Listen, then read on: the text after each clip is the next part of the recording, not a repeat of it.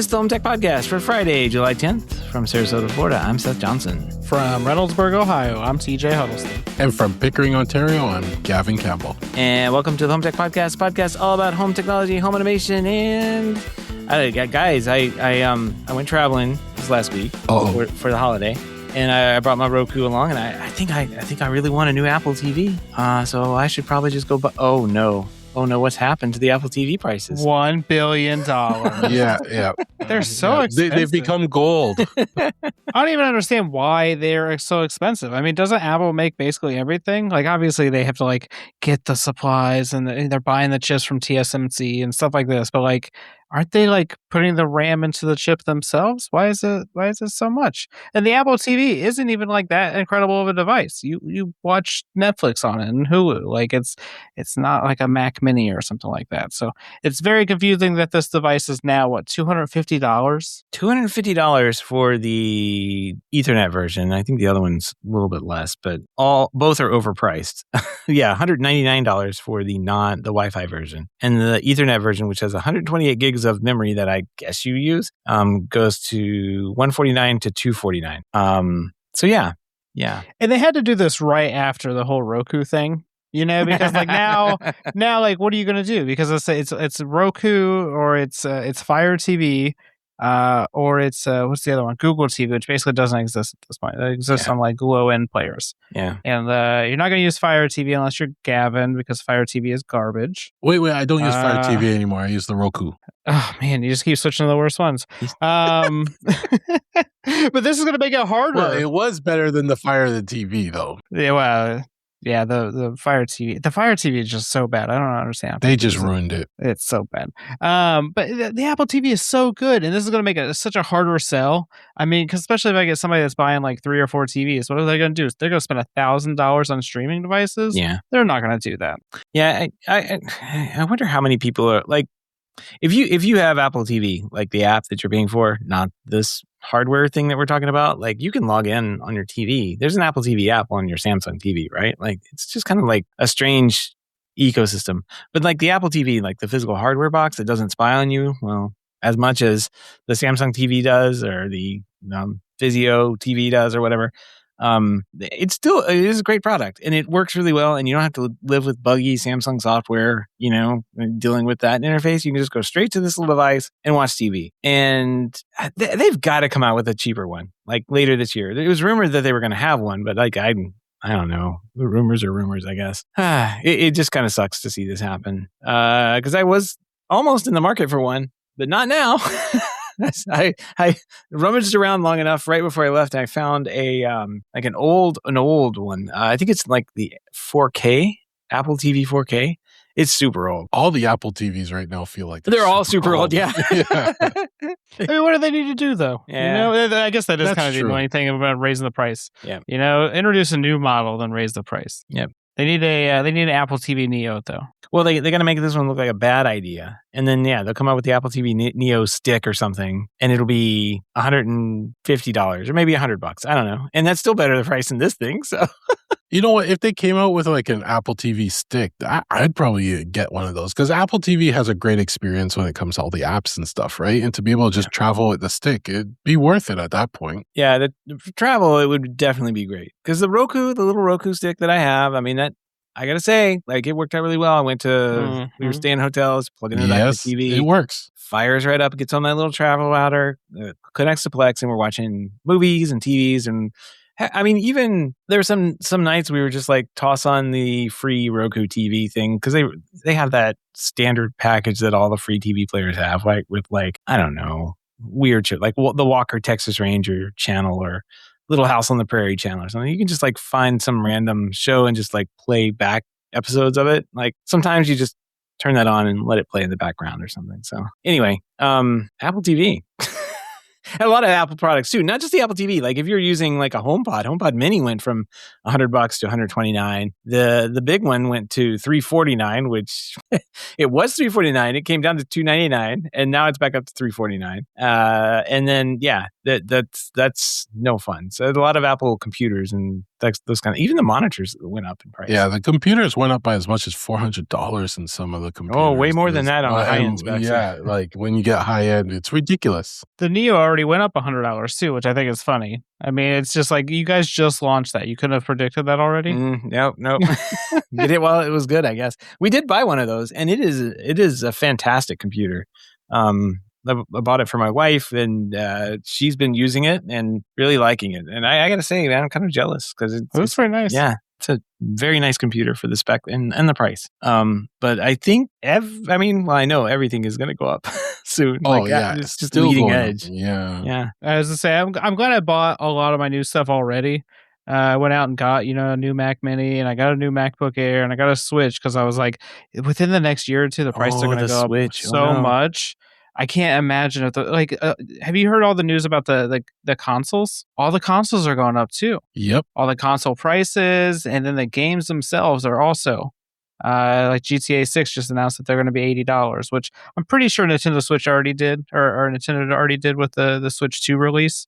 But a lot of games are going to get more expensive as well. So everything is going up in price at this point. And like TJ, I'm glad I got, the newer models last year now for the price, because I'm afraid the new phones coming out are going to be more expensive.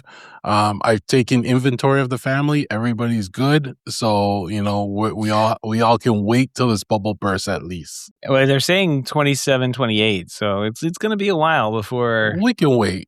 For Apple devices, in the Apple devices, we have ours that can go through a number of years still. Yeah. Well, that was fun. And I got to say, it was summertime. We're like, let's drive up north where it's nice and cool. We're going to have a nice, cool vacation. You guys are liars. Oh, you came to the worst week. What happened? I mean, I get up there and it's 110, 15 degrees. I'm like, what the heck? Yeah. This doesn't make any sense. Yeah, it was an awful week. It was, I don't know what it was up in Canada, but here in Ohio, it was like straight 100 degrees every single day. At my EcoWid weather station said it felt like 120 every day, which it made me feel like Florida. And one of the reasons I moved out of Florida is because I felt like that. Yeah.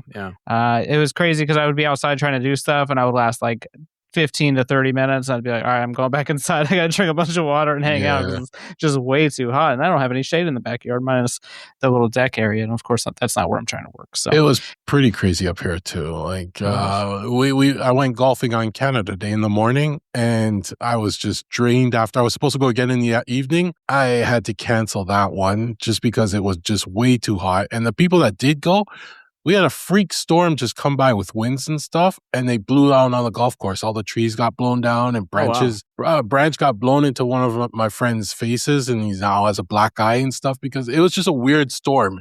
It was like literally it took like it just appeared in 5 minutes, and it just had like my neighbor's stuff was blowing into my yard, and all our stuff was blowing over, and then it just disappeared after like 5 minutes. It was gone again. It's weird. I have a friend that's traveling. He's actually traveling by boat. He's on like day 110 or something like that. Crazy. He just called me today from Canada somewhere, and he's going to end up in the Hudson Bay at some point, and then make his way back over the next through December, I guess. And like he said the same thing. It was a microburst, and it like had some boat damage and everything, like right on a river that he was on. He just came out of nowhere, and from 2 minutes, it went from like 5 mile an hour winds to 80 mile an hour winds. Yeah, with like 3 foot waves breaking over the boat.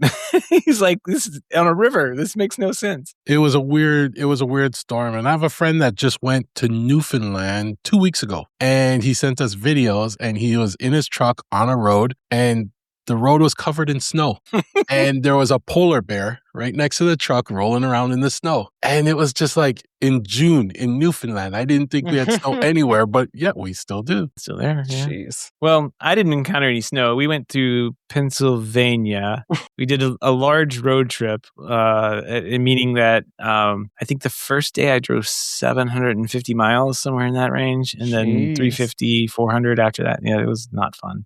But we got up there fast and then made our way back slower. But we went through Gettysburg to kind of take a look at that, and my daughter really wanted to go, and we got there. I think she thought it was boring. So imagine that. I don't know why she wanted to go so bad. After all that. Yeah. We went to the Hershey, Pennsylvania area. They have the Hershey Park with the roller coasters. And I've never been there. Is that pretty nice? Fantastic. Right. They have some amazing roller coasters, which I highly recommend. They're wooden roller coasters. They have a wooden one that has steel on it as well. And it is probably top 1 or 2 roller coasters I've ever ridden. What do people like about wooden roller coasters? We have one on Kings Island too, and people are like, "Oh, that one's nice because it's wood." They bend a little bit. I wouldn't say the wooden ones are nice because they can be very bumpy, especially if you're in the front. But like they're just like a teeth rattling time. This one is not. The one they have there it has a steel track, and it'll have a couple in like 3 or 4 inversions on it. So it was a very smooth ride, but the track still had a flex to it. You can, as you're watching it, people going in it, it's kind of like moving. The whole track is moving like that. So like it was very fun. A very fun gravity fed roller coaster. And yeah, I can't come like they had a number of them at the park, and you could tell from like the age, like even the steel roller coasters from I don't know 10 15 20 years ago, like they show their age, and they're kind of rough to ride on, and they kind of make you sick when you're on them. And then they have like this new one there that is I forget what it's called. It's like right at the front of the park. This massive drop, and they're like, "We'll get on it at the end." And there was nobody on. So if you're in Florida and you're used to standing in roller coaster rides, this park will spoil you because there were no lines. Like I think people are like, "Oh, it's going to be like a 75-minute wait." I'm like, "Oh, come on! Like any day, I'll take a 75-minute wait. Let's get in line now." And it would be in like a 30-minute wait. Like it's nothing. So you guys are spoiled outside of the big parks where the 75-minute wait is a 75-minute wait. And the lines and everything they have there are just nothing. So yeah, I think we hit like 8 roller coasters or something like that in one day, which was quite a few rides from what we would normally get done at a larger park here in Florida. So well worth the money. Go check it out.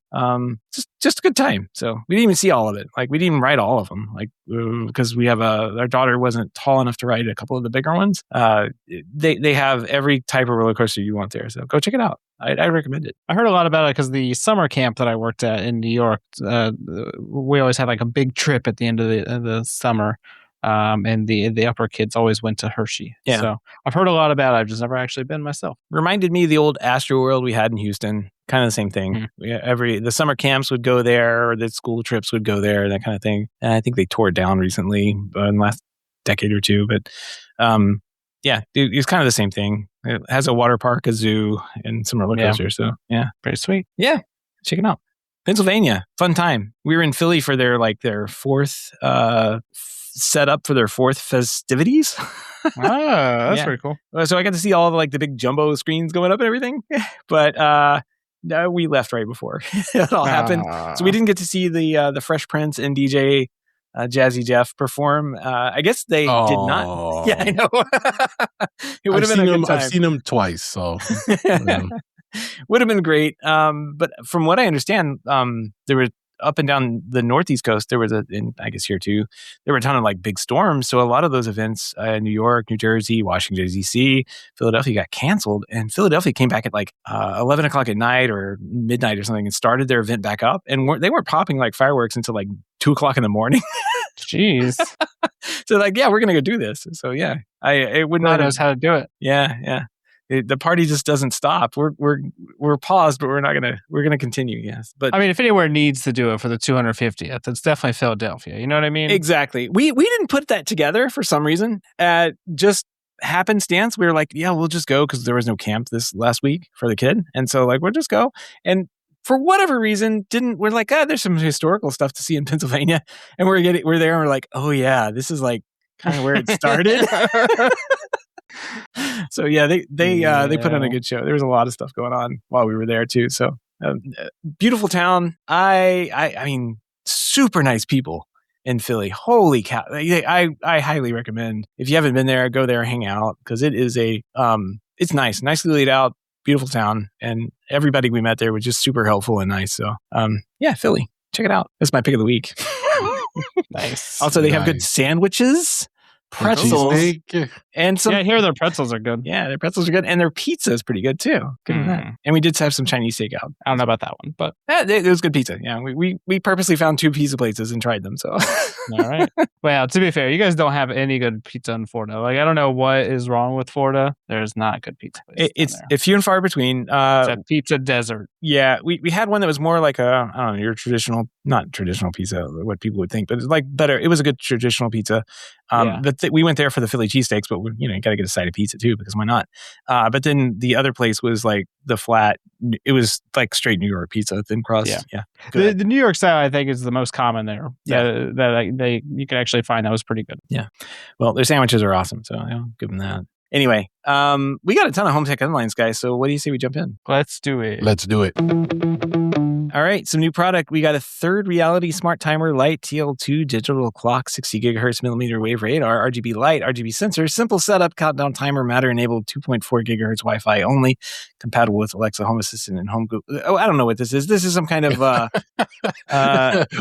Can you repeat that, please? Yeah, one more time, please. I'll just play it back. It's a third reality smart light timer TL2. It's your new favorite plug-in smart device. I don't know what this. It's got a clock on it. It's got like an RGB light on. What is this thing? What is it not? I guess. What is it not? Yeah, it's like a hallway light, right? Like you stick it in your hallway and you with use a clock on it. But that's the part I didn't get, because they had a previous version of this, and I guess it was a PIR sensor or something.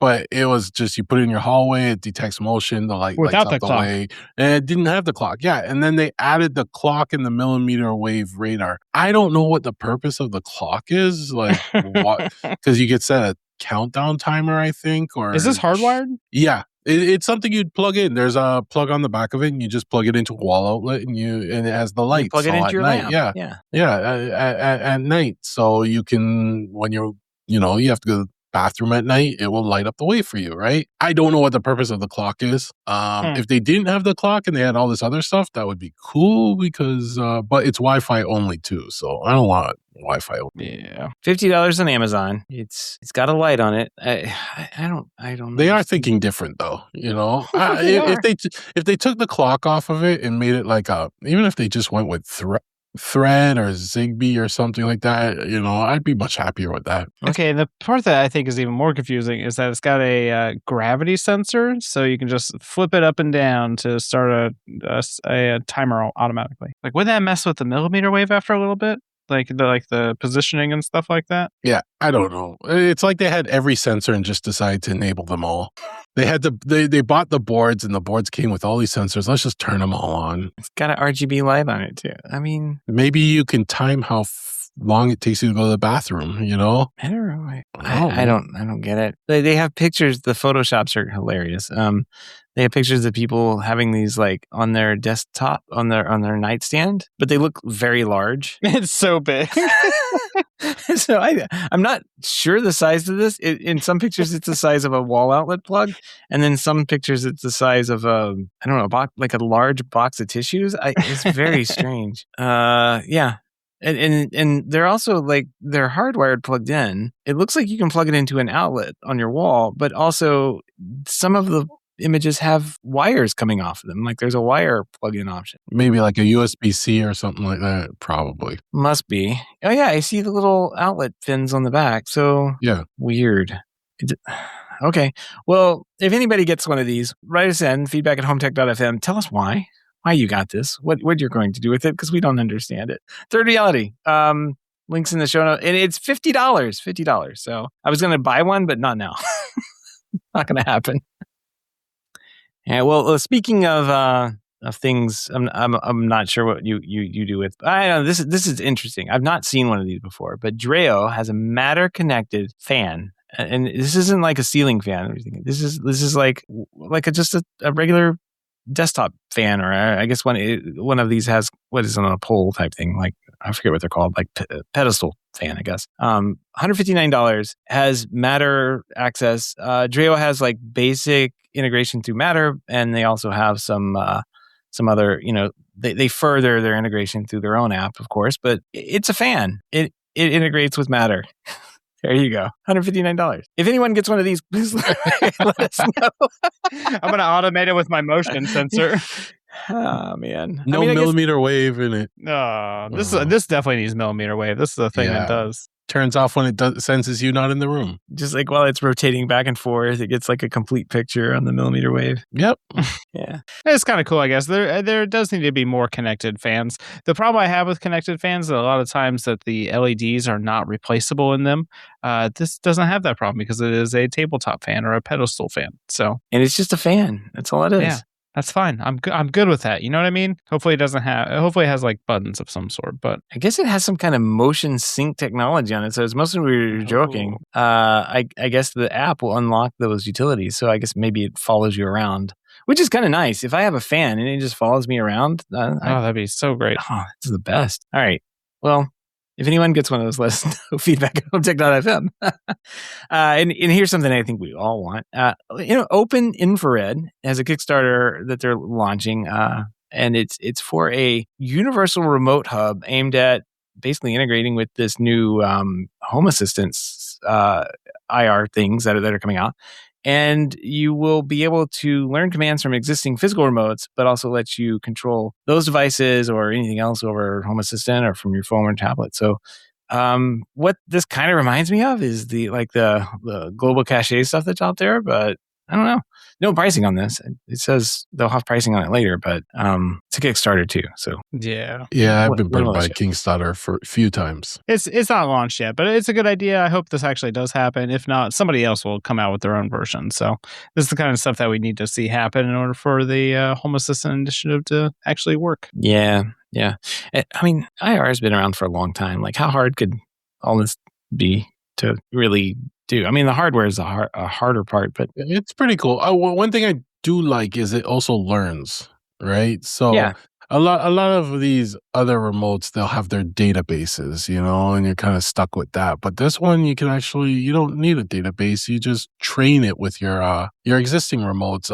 It uses the phone. You use the phone at that point to control your devices, which kind of sucks. But if they ever in the future come out with some kind of remote that then connects to Home Assistant or it connects to this device and sends the commands you want, then that's probably the next step of completing that whole thing. And I hope it would communicate directly with this device and not have to go through Home Assistant. So it still works if your Home Assistant goes offline for some reason. Well, even if it did, like Home Assistant would be what's running it. This receives the remotes from whatever remote you have. And then that in turn goes relays it. Yeah. Because like the best remote ever made, everybody knows that old TiVo remote, like the old TiVo remote for channel surfing. I guess you don't need half the buttons on the thing anymore, but it was a very comfortable, easy to use remote, very well weighted. The buttons were exactly where you knew they were. Like if you could just use that IR remote, and aim it at this thing, and then you can just control anything that your Home Assistant's hooked up to, right? So yeah, that'd be the way to go. It's very small. Everything's getting smaller, I guess. Yeah, the ESP boards are getting smaller. Yep. So I'm pretty sure it's just running off. It's just running off an ESP board. Yep. So yeah, it doesn't need to be big. No. All right. Well, there's a couple of new products and interesting things we found.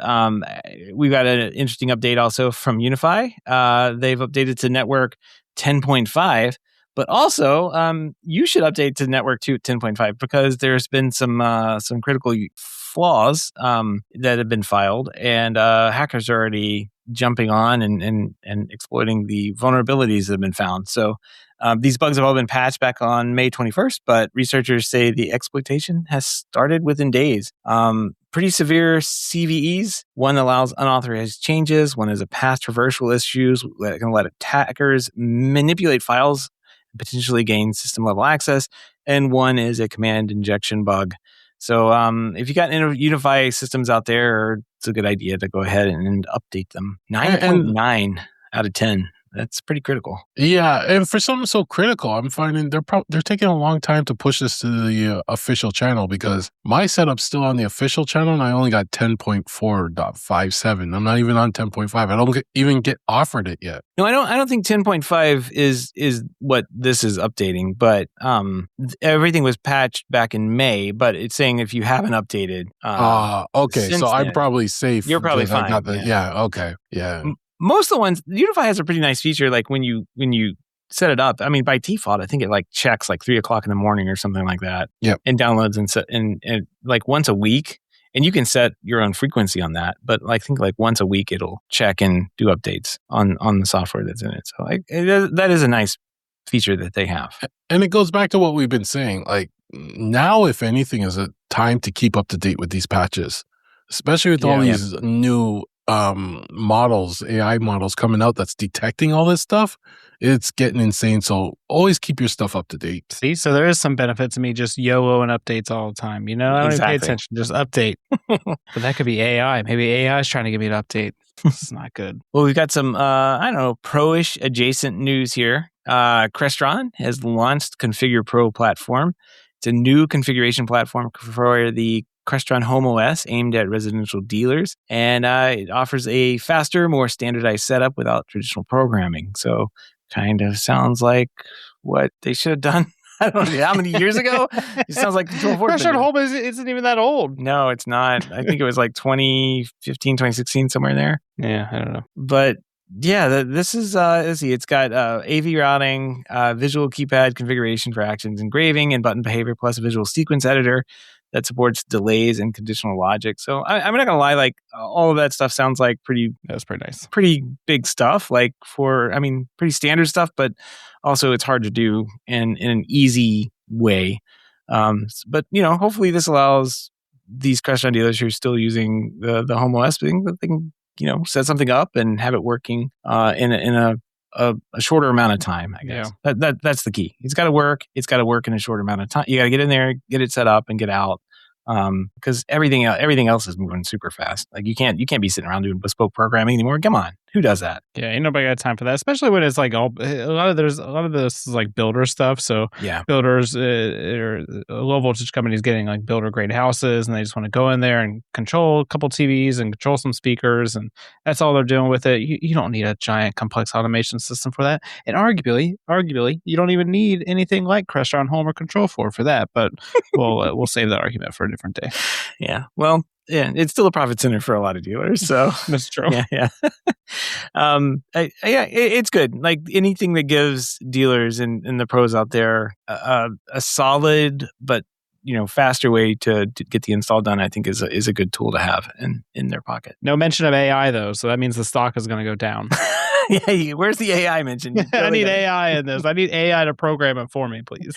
Well, speaking of AI, Josh AI has published a new experimental video that shows off its vision for AI-powered home control. It's got to look at how voice, touch, and handheld control kind of fit in daily life. I don't know.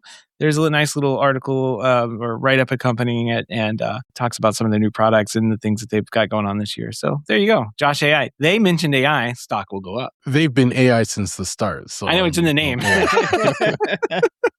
if anybody's going to do it, it's going to be Josh AI. Yeah, this is a pretty cool like consumer look forward facing video from Josh AI, very well produced, and it looks nice. So they're trying to take over that higher end market, and I don't know, probably a good place to be. And the last one here on the pro adjacent news here, Hunter Douglas says that their motorized shades from their Alta Window Fashions line will now work with PowerView automation. And I guess that's nice for Hunter Douglas people. Gavin, you have Hunter Douglas, is that right? Do you have any of these Alta fashion windows? I don't have the Alta fashion windows. I have it's been probably 10 years I got their blinds for my kitchen, and it does work with PowerView. I have the Gen 3 PowerView hub, I believe it is, or Gen 2. And I like them. I have to admit, they work well. Batteries last long. They're not cheap though. And that's the only thing is like, I would get more Hunter Douglas, but not cheap at all. So it's not like, you can't justify by spending like $1,000 on one blind versus like $100 on another blind. Mm-hmm. Right. Yeah. And they both do the same thing pretty much. Hunter Douglas has always been kind of on the pricier end of things when it comes to window treatments. So the thing I did not like is like when we got it done, you have to go through a dealer to get them done, right? And the dealer lady came into our house and she went through colors and all the swatches. But then when I started asking her about the tech, she had no clue. I knew more about Hunter Douglas tech than she even did. I said, can you get me this hub? And she's like, I don't know if I can. What's that hub? You know, I was like, this is the hub to integrate it. I need gen this, I need that. And she had no clue. So I ended up going on, I think it was Marketplace. A guy had 10 of them. It was from a canceled job and he just wanted to get rid of them. So I ended up getting my hands on a hub. And yeah, they've been integrated into Home Assistant since. They work great. But I hate having to go through the dealer for it, right? It's like, I just want to buy this piece. And then they're like, oh, you're going to have to talk to somebody. It's like, can I just order it online? You know, like I just want a new battery pack. So if I ever wanted more, I'd have to bring this lady back in and she'd have to do all the windows. I installed them all myself, did everything myself, right? All she did was show me the colors. That's it. No, yeah, I understand. A lot of products are like that only go through dealer networks. There's a number of reasons manufacturers do that. A lot of it honestly has to do with support. And I understand it, but when she came in the house and I knew more about it than she did, and she could not answer any of my questions about her newer stuff. I was, I would have looked for another dealer at that point, but there's no dealer around here. I hate to break it to you, Gavin. Most people don't get these and are asking about the technology that's inside. Well, and I understand, but can I use it? Can I control my phone? Yeah. Yes. Okay. Deal. Yeah, exactly. I understand, but I expect you to be up to date on the product you're selling. If anything, that's all you do all day long is talk Hunter Douglas. Be up to date with it. Yeah. I think this Alta window fashions thing is must be a sub brand or something of Hunter Douglas. I don't know. I want to say I've run across them, or maybe they acquired them at some point. I don't know. It's a dealer facing thing, but it's definitely doesn't have Hunter Douglas branding on it. Well, it says it's value conscious. So does that mean it's maybe it's a little cheaper line?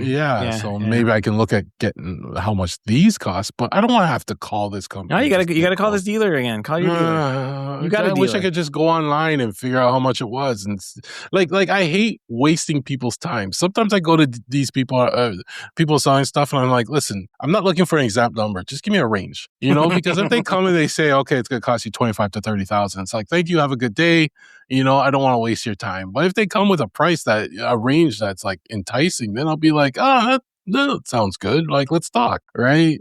But they love to play this game. It's like, listen, just give me a number. Am I looking at $1,000, $10,000? Like, I don't want to waste my time. Yeah, I've had to go through this guy with a guy that was doing my gutters, and he pissed me off. He got the sale in the end, but I had to yell at him to get the price. I was like, just give me a price. It's like buying a car. Like, they're always trying to do the reverse. Like, what's your budget? I'm like, I'm not telling you my budget. Yeah. You tell me what you're going to sell this car for. And they don't ever want to have that. They don't ever want to tell you. Whenever they ask me, I go, listen, I don't play this game. My budget is $0. Right? I want this car free. You can do that? No. Well, then what can you do? Now we got a starting price. Let's go to $1. Yeah. Well, what can you do? And they go, well, what do you expect? And then I go, listen, I don't want to play this game. Just tell me what the car is going to cost. Whatever. Oh, they have all sorts of ways around that here in Florida. Yeah. And I've gotten up and I've walked out. I said, you know what? I'm tired. I'm tired of playing this game. I just, I've just been like, I'm done. I walked out. I go, there's another Honda dealership down the street I can go to. It's fine. I don't need to talk to you. Or is there somebody else here I can talk to? I do work in sales. I deal with a lot of salespeople, and yeah, it's a pain. Yeah, definitely. The car market here in Florida, when I was going through it, I learned that like all of them are linked together somehow. So like I'm looking at the software in the back end of I'm inspecting their web pages to try and figure out what they're using. I'm like, oh, the data's all going to the same thing. So like I have a cookie that says I'm on this website now, and now I'm gonna go to the next website. It's gonna be shared. They're gonna know that I'm hunting for a car, and they're gonna I don't even have to log in anywhere. They just know that I'm looking for a car. So they're gonna give me a different price on this website every time I look at it. So car buying is not fun anymore. They've taken all the fun out of it. It is fun for some people, not for me. I don't want to talk to these people. So true that. Let's move on. What are we talking about? Car buying. What else we got here? Oh, we got some inshitification news here. Samsung has the smart things platform, right? And what are they going to do now to make it even better for everybody? They're going to start charging for the API. So if you want API access, it's $4.99 per month for what it calls a non-commercial individual developers. If you want to, I guess, develop for smart things, it's $4.99 per month, or run any custom things on it at $4.99. And I think this also includes like even if you run Home Assistant that integrates with smart things, you have to pay for that. So start planning to migrate off of smart things. Just get everything onto Home Assistant. Then at that point, right? I guess I don't know. Still free for now. Yeah.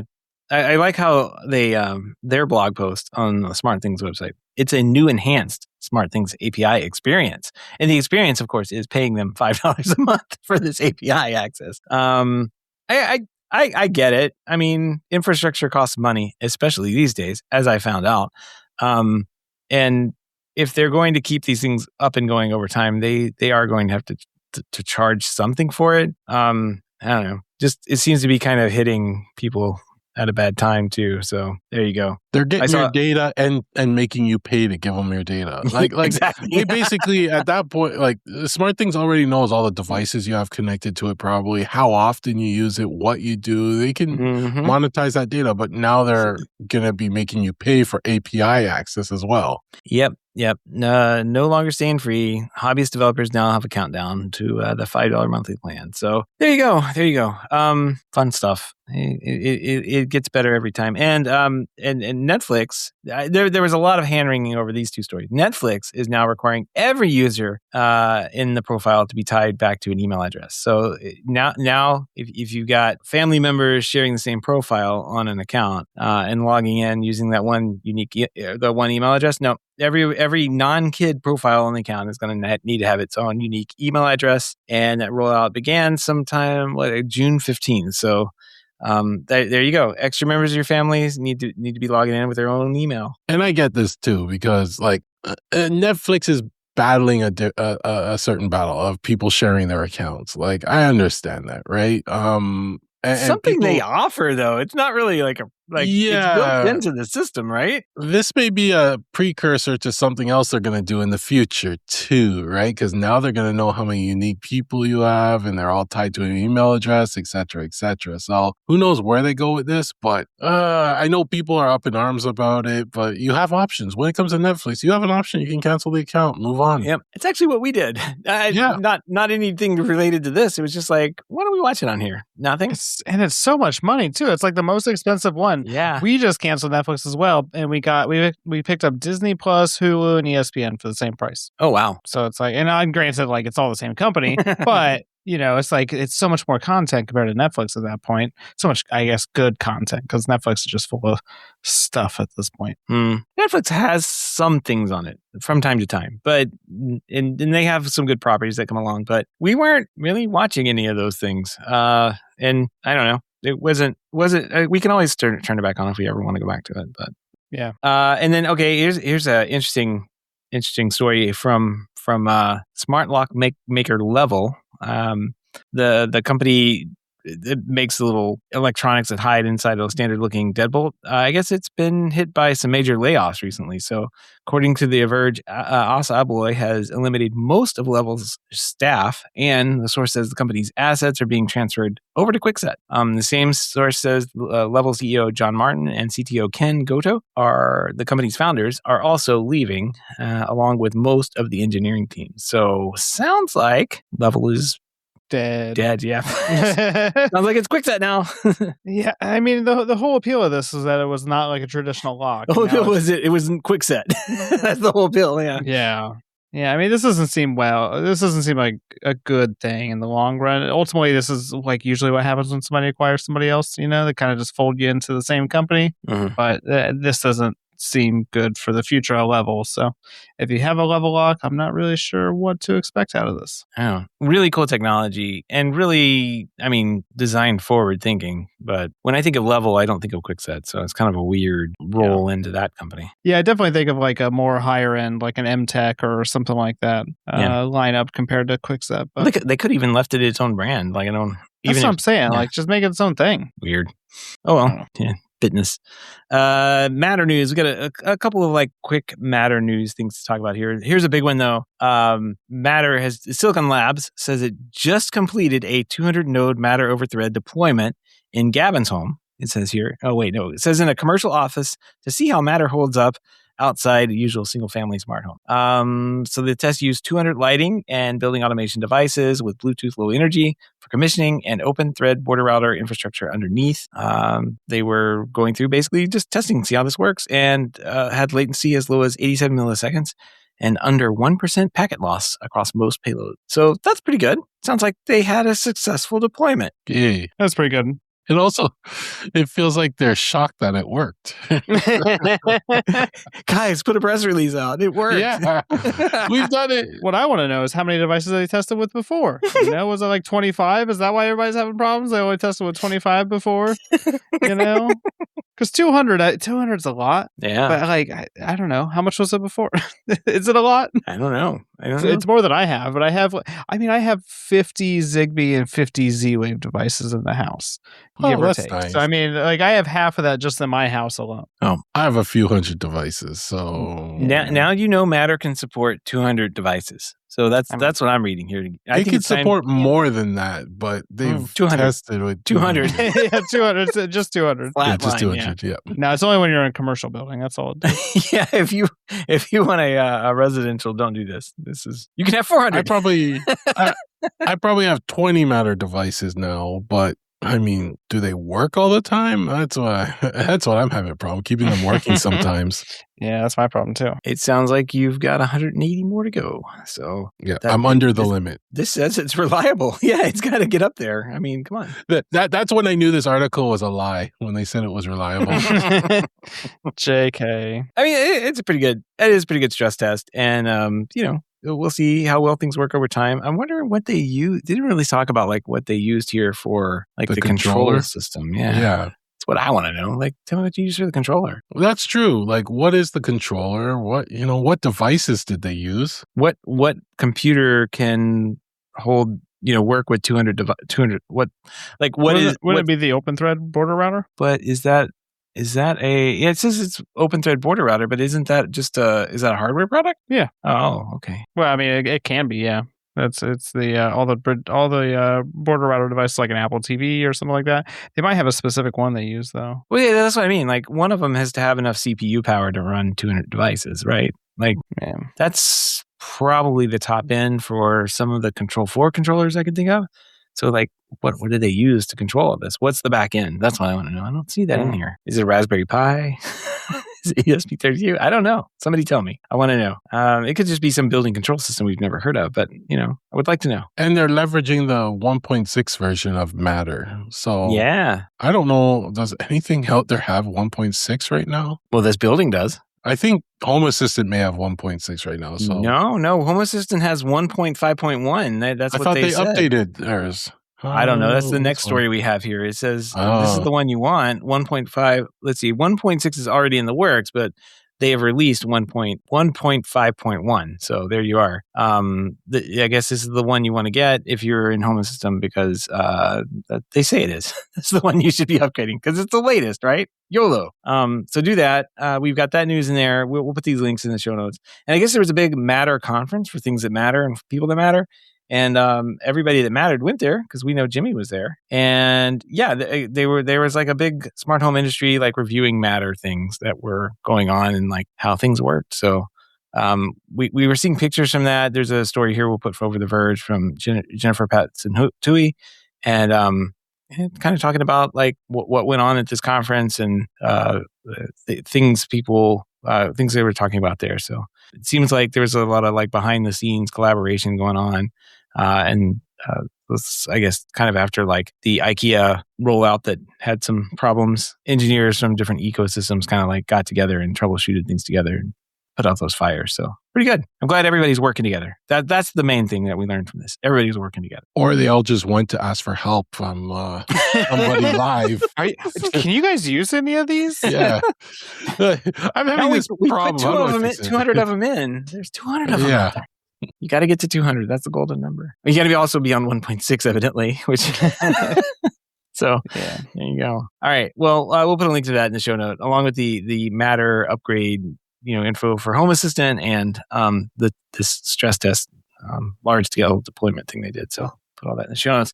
All the links and topics we discussed tonight can be found over on those show notes at HomeTech.fm/581. All right, nothing in the mailbag, but we do have a pick of the week. And this one's kind of funny. If you're a Douglas Adams fan and you like Marvin, the robot that is depressed because I guess I forget like what the character, I think he's like a super smart computer robot or something. And was just like had to go around helping these stupid humans do their things and just got depressed and wanted to off himself, I guess, but that wasn't in his programming. So he just kind of had an attitude about everything. And if you want Marvin in your house to be the voice of your home assistant, there's this program called Greg, and you basically put a sensor on it, like a vibration sensor or something like that. This guy put it on his coffee table, and every time somebody like sets something down on the coffee table or walks by or brushes the coffee, like your coffee table will talk back to you and tell you, maybe it'll just sigh wistfully and say, "Oh God, not again," that kind of thing. There's all sorts of sayings in this that he's put in here, but it's got a sarcastic, depressed character that uses the vibration sensor, and then they figured out a good text-to-speech that sounds just like Marvin the Robot off of Hitchhiker's Guide. So there you go. Oh, there's so many things.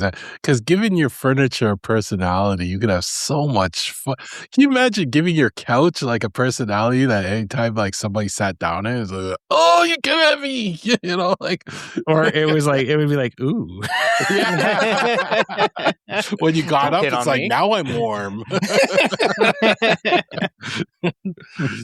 is fun. I like seeing things like that. Yeah, this is definitely fun. I'm loving like all this stuff is coming out. That I mean, this uses. It looks like everything. This isn't very hard to set up. It looks like it just needs like a Google, not a Google Nest. It can use a Google Nest. It just needs a speaker. It needs a sensor of some type, a binary sensor in Home Assistant, and it needs a speaker to play the sound out of. And I guess everything else is like Piper. It's all built into Home Assistant. Yeah, and the speaker could be a Sonos speaker or whatever. Sonos, anything. Yeah. You could just send the audio out to it. It's a good idea. I guess it also has in here like there was a bunch of work to figure out how to make his voice from the movie.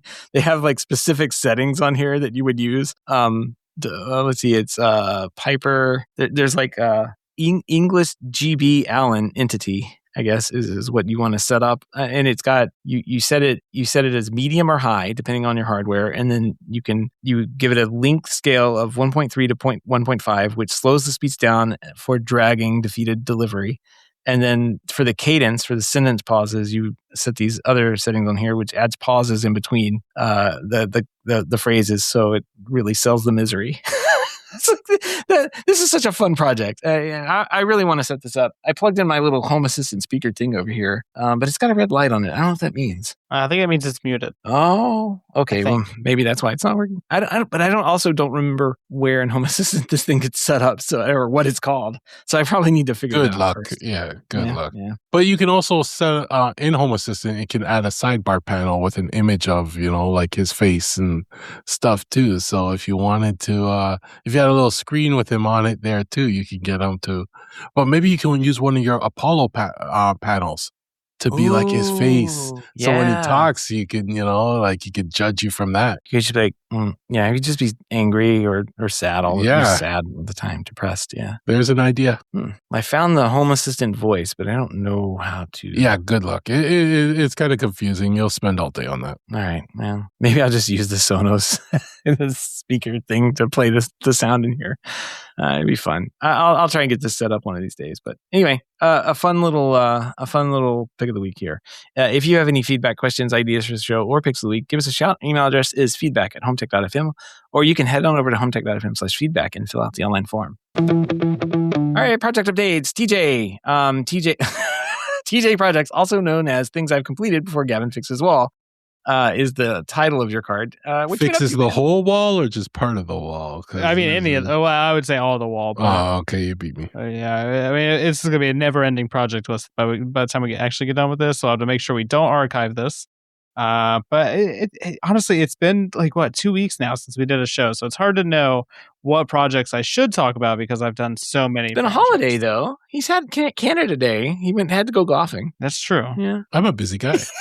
And for the record, I gotta put a new hole in the wall this weekend. Haven't even fixed the existing I gotta ones. run a cable for my charger, so there's gonna be a new hole going through somewhere. Oh my gosh. Oh well, at least that hole will be filled with a cable. So Yeah. should be fine. I forget what I've done though, but I bought a new storm door for the front door. That has made a huge difference. I got one of those low E glass storm doors. And it's half retractable.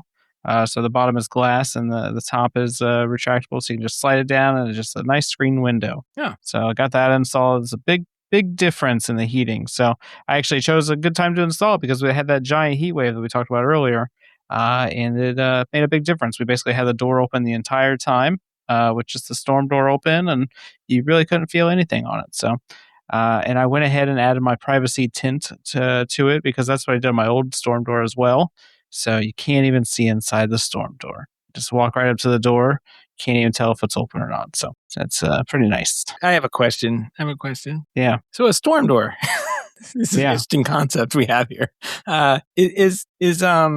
Is this like a door? So like when I was in Philadelphia area, like I noticed there was doors and then there was another door inside that door. Is that what we're talking about? It's a door to your door. Yeah. Yeah, it's a door to door. Okay. It basically stops weather from going onto your door. Okay. So it's like a windbreak, and it's also like stops rain and stuff from getting into like the door area. So it's like more of a disposable door, like I would say so, yes, but it's also like our front door, for example. We have a storm door which is all glass at this point, and then we have like a main door which does not have any windows into it. And so like if we want to like see outside or let fresh air in, we can just open the main door and then have the storm door right there. Oh, so like it's a way to like also like let fresh air and stuff into it. Because it's got the mesh in it too. It's really good to open those up, and the air goes through your house. Yeah. Well, you know, like here in the South, we have basically the same concept, but it's a screen door. It's just those thin screen doors. Right. Same type of thing. Yeah. Yeah, it's the same concept, but we have winter here, so like when you go outside in the winter time, it's cold.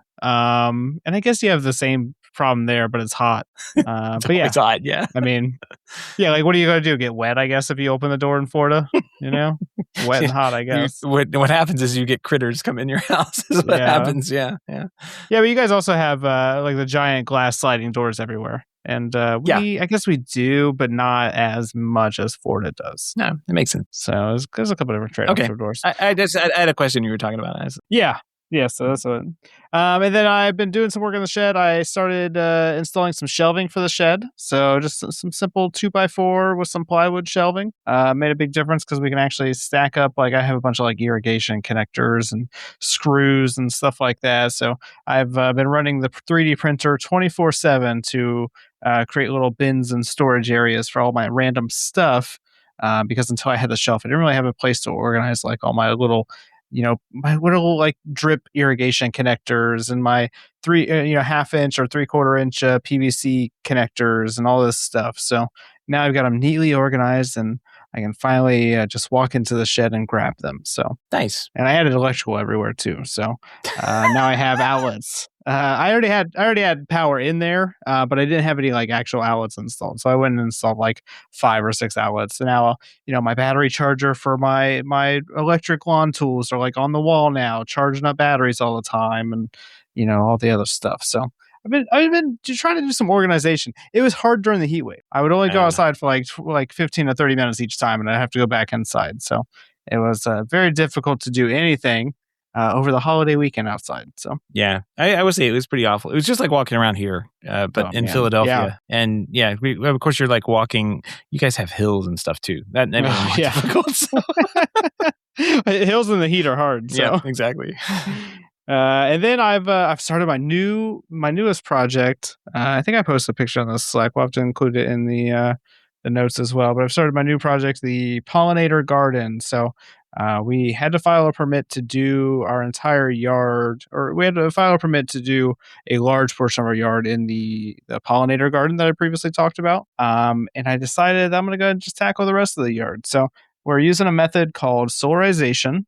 Where basically you put thick plastic. It says like 2 to 3 mil thick plastic, thick clear plastic actually. You put it on top of the grass, and you just wait like a couple months, and the heat and the moisture will kill the grass. And so typically whenever I've done a pollinator garden, I've done a new garden bed, I put cardboard down and then I put compost on top of the cardboard, and that eventually smothers the grass. I didn't want to do all that for this. I wanted to kind of make this a little easier. And so I'm using the plastic sheets to do that. So we'll include a picture of what that looks like. It basically looks like a giant mattress right now. I'm Yeah, sure it does. people are like going past my house and be like, "What the heck is this crazy guy up to?" Because it's just literally my whole yard covered in plastic. Is this crazy guy up to again? Is what they're That's saying. right. It does look interesting. I'll give you that. It looks Yeah, very. so that has been started, and then the smart garden did a fantastic job of the heat wave. So I did not change anything watering wise; it was on the exact same schedule as it was. But all of my plants survived the heat wave. So I would say the smart garden is a success. I'm gonna try to do some videos on it as it gets towards the end of summer. Things I've learned about it and things I'm going to try to change and do different next year. So I'm going to start working on that. Excellent. Yeah, that's Lots of yard work. Lots of yard work. So It's the season for it. I'm trying to do it now because like it's one of those things that like it creeps up on you, and then all of a sudden you have to do so much of it. Like I can't imagine if I waited to do all my yard work until now, like all the irrigation stuff and whatever else I've had. It would just I would hate my life. So it just my issue is I never get started on stuff early enough. So I'm trying to break that habit. I'm like, even if I just like start on something and do a little bit each day or each week or whatever, it still beats doing it when it's 100 degrees outside. Tell me about it. Yeah. I'm like I have my grass project kind of in mid-flight right now. So I did the seed planting things, I guess, into May. So now I'm mid-June, I guess. And so now I should be seeing like little things popping up. I'm not seeing any little things popping up, but also the lawn is like starting to overgrow because it's been raining now. So now the grass is getting really high and the gray spots are going away, but I think it's mostly weeds. Maybe it's like my house where it's just crabgrass. Yeah. You guys get the good weed killer down there though, so why don't you go buy some and spray it? The weed? No. I looked into that, Gavin. We don't get the good weed killer spray stuff. We don't get the good stuff. No. The No, par no. 3 stuff that kills all the weeds. I guess we don't get the I can't put it down now. I can't put anything down now because I have the You seed. just put down new seed and stuff. Yeah. Wait, I'm wasting money no matter what I do. Gavin, what have you been up to? Not fighting weeds, but if you haven't seen the announcement, there was a new Home Assistant companion app update. That's the app that you install on your iPhone.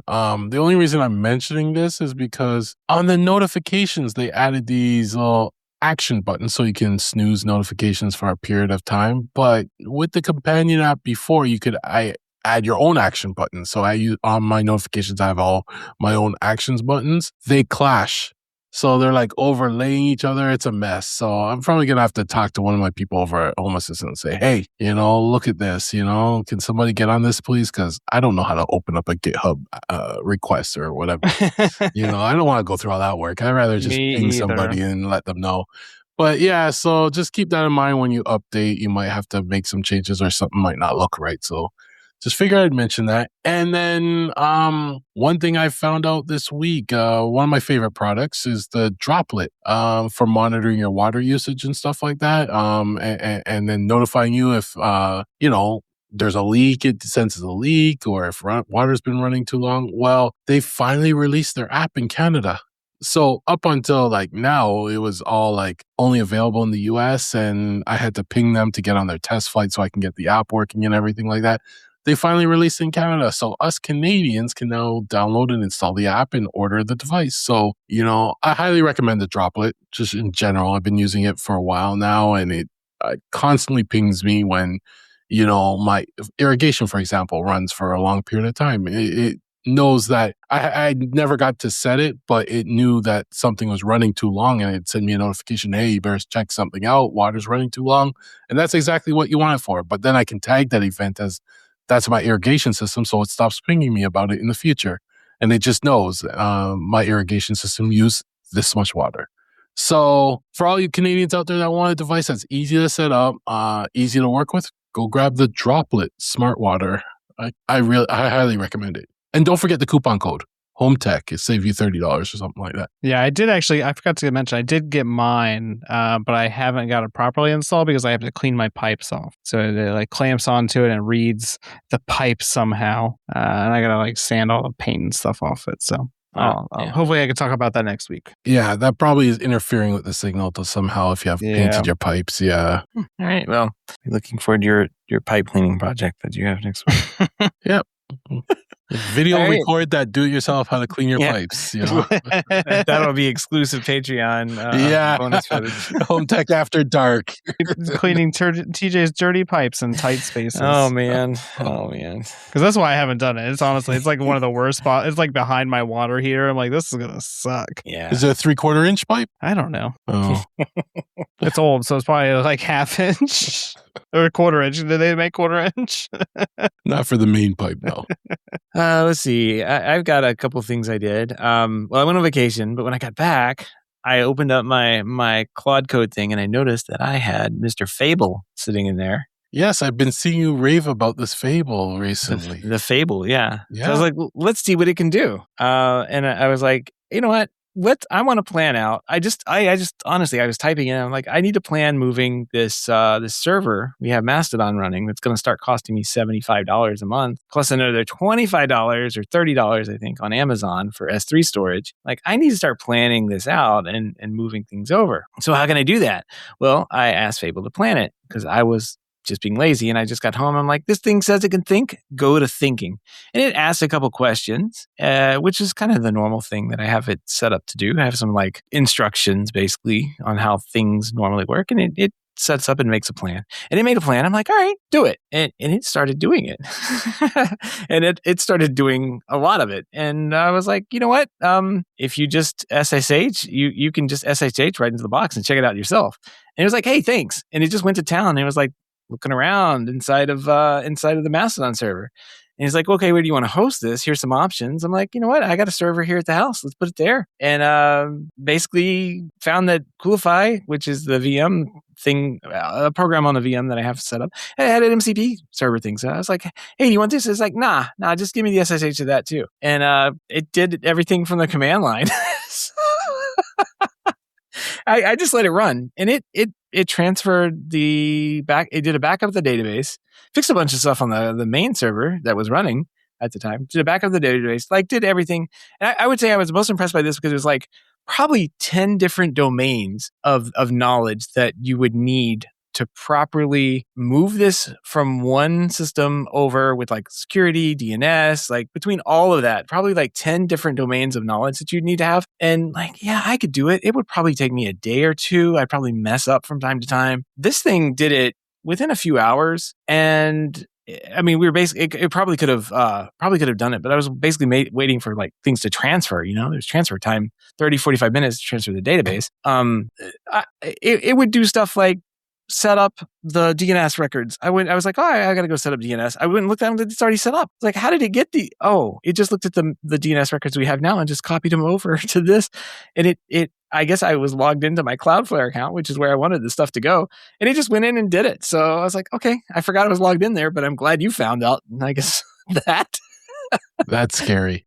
So this is what dangerously skips permissions means. And it made a lot of right decisions. And whereas like the Opus system, you would have to like prod it and poke it to keep moving. This just went and plowed right through. And it was like, I'm waiting on this, and this. Just, it set up an agent in the background to kind of like check when stuff was finished going. So I basically have this thing moved over to a local in my house. Dell was this R730 computer. When is hurricane season again? Yeah. Well, there's a backup plan in place. That was one of the things. Oh, okay. It has a there's a downtime thing where it'll throw an error, but that's all hosted on Cloudflare too. Cloudflare is monitoring if my internet connection goes down, so it'll show that it's like a temporary interruption, which it should be.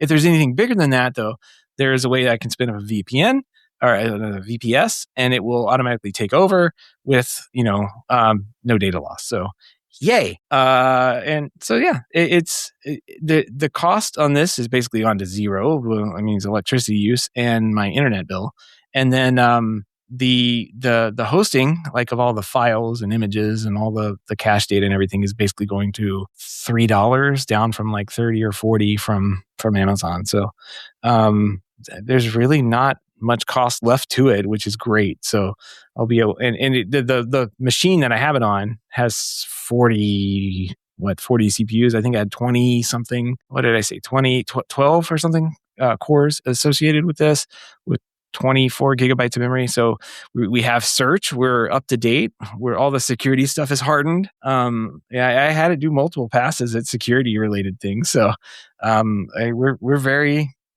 much better off than we were 48 hours ago before I kicked off this one prompt thing, and it ran through the whole thing. So impressive, just very impressive. And this is the Fable, the new Claude LLM, right? Yeah, the new larger. I mean, I guess it's like a subset of Mythos with a bunch of stuff taken out. But as far as like the stuff I needed to do, very impressive.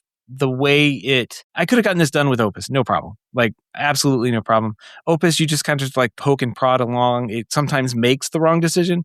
Fable did not make a wrong decision that I can see, and it covered everything, and then was very informative only when it needed to be. Like, hey, this is what's going on. I need your answer, and this, and this. Like, it was basically like having a really smart assistant do it.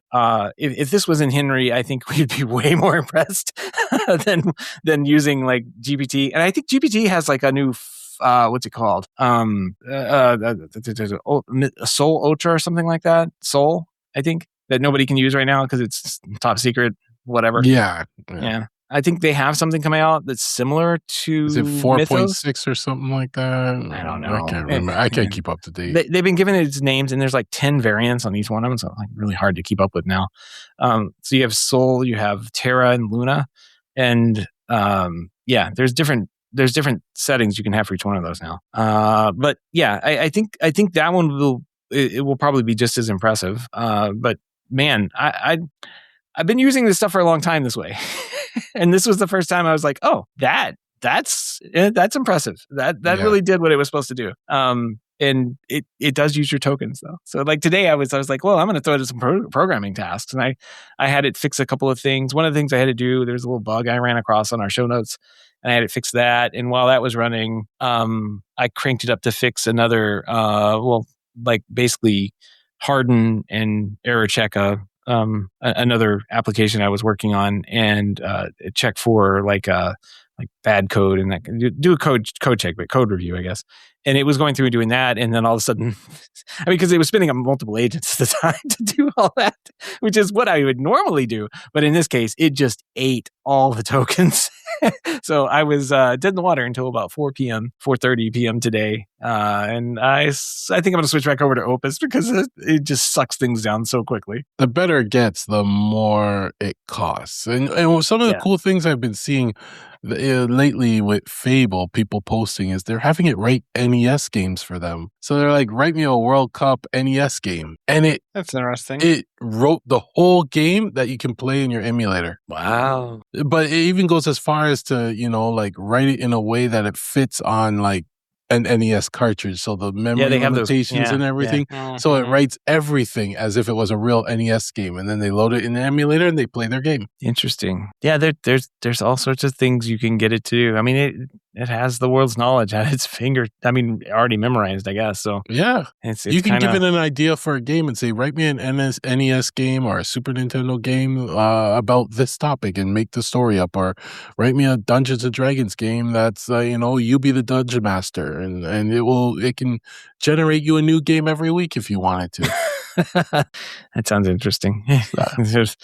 Would never play any of them, but yeah, exactly. But you'd probably burn tokens doing it. It sounds like a good way to boil the. I got 10 games here, but I don't play any of them. Maybe your daughter can play. You'll make a game that she can play. Yeah. That's an interesting idea. There's a couple of things I've done in the past, like when she had some spelling words to learn. I made like a little spelling game for her to use because like just a different way, like giving her like ways to see like. I worked with I think Claude, it was probably Opus 4.6 or 4.5 at the time. Like, hey, this is the way she learns. Let's come up with more inventive ways than just like the hardcore, like memorize every single vocabulary word, which is like what we used to have to do, growing up. And it came up with this little game, like, and basically had her like reviewing and it like highlighted letters that were next to each other or something like that. It had its own like methodology, like it did all the research and figured it out and made a little spelling game for her to play and to learn her words. So I've done things like that in the past, but not an NES game. That sounds kind of fun actually. So I have some of those systems set up on like where you can put an SD card inside of them with the games loaded on. So maybe something we can come up with. Plex not have an emulator built into it? I know. I don't know.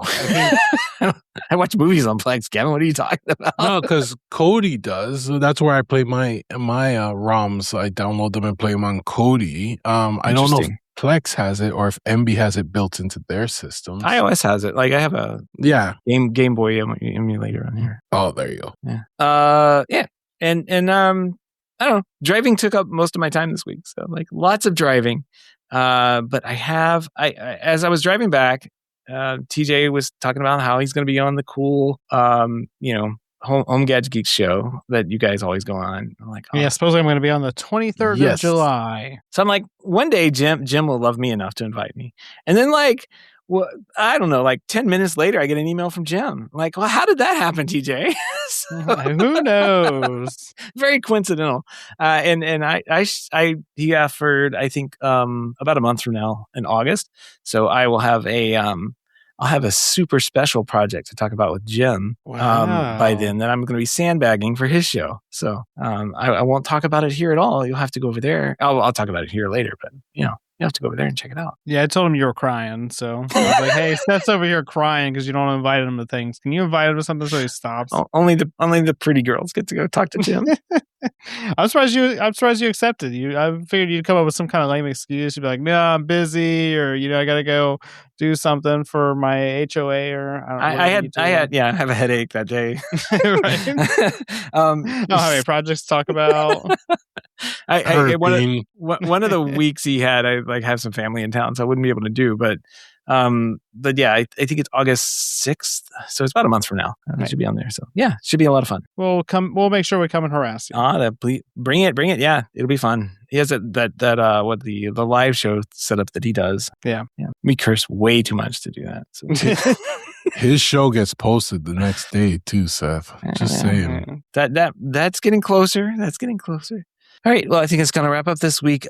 We do want to send a big thank you to everyone for listening to the show, but want to send a big special thanks to those who are able to support the show through our Patreon page.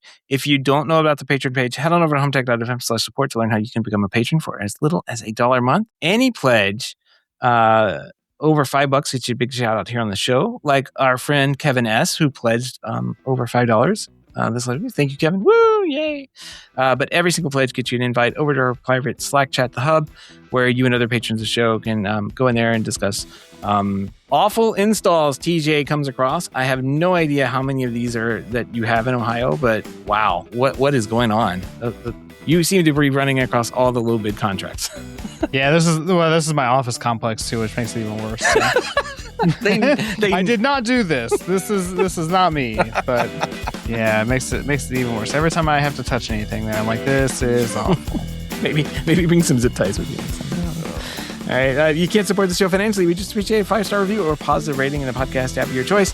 That's going to wrap up this week on Home Tech. Everyone have a great weekend, and we will see you next week. Till next time. Take care.